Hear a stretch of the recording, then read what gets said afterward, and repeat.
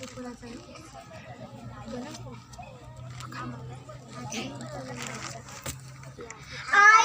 अगं आई, खूप कंटाळा आला ग. सकाळपासून तुझ्यासोबत सतत काम करते. आत्ताच टमाटर शाळेची तयारी केली.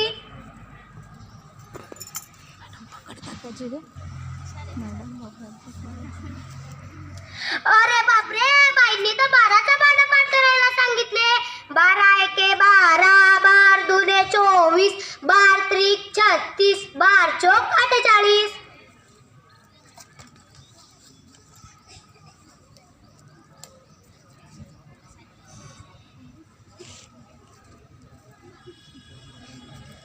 बकुडी, अगं बकुडी, शेजारी काकूंनी बोलवलं बघ. काय काम आहे ते? तुला चांगलं गोड खायला देतील. काय गोड खायला देतील? अगं परवा ढीक मार काम करून घेतला आणि खायला का दिलं तर पुराणेला लाडू. मी पण माणूसच आहे ना ग. मला वाटलं आता सगळे एक झाले, पण तसं खरोखर नाही. आपण गरीब झालो म्हणून काय झालं? मी पण अपमान सहन नाही करणार ग.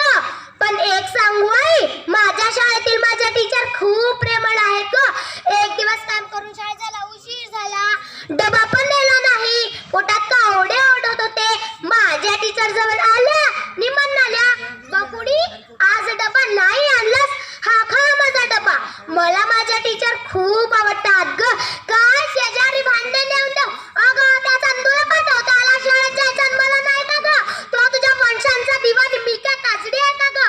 तो तुझ्या वंशांचा दिवा बघ, काय दिवा लावतो, शाळा बुडवतो, सिनेमे बघतो, काय काय करतो. तुझ्यापेक्षा माझे बाबा परवडले ग म्हणतो कसा. बकुडी तू खूप शिक, मी तुला काही कमी पडू देणार नाही. आमचं आयुष्य असं संपायचं बघ, ढोर मेहनत करून. मला पण माझ्या जिद्दीने खूप अभ्यास करावासा वाटतो, पण मला आईची खूप कीव येते. आई असा मोठ्या घरात सुखानं संसार करते.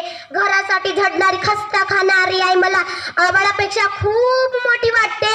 मित्रांनो, मी हे सगळं बदलणार. मी खूप कष्ट करीन, शाळेत पण जाईन, खूप खूप शिकीन. माझ्या टीचर पण म्हणतात आम्ही पण शून्यातूनच स्वतः विश्व निर्माण केलंय. मी पण शिकणार, मी पण माझ्या टीचर सारखी शिकणार, मोठी डॉक्टर होणार.